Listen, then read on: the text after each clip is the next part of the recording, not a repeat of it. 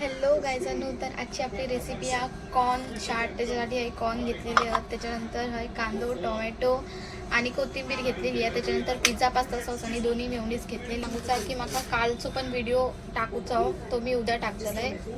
मी गेलेलं आहे गिरगावला. कोथिंबीर कट करून झालेली आहे. त्याच्यानंतर आता हे कॉर्न आहेत ते आपणा कशी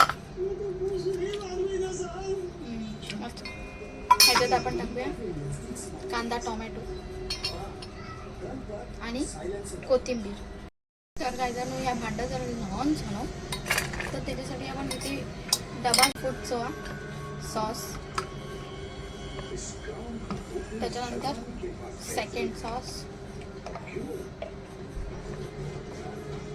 आणि थर्ड म्हणजे पिझ्झा पास्ता सॉस.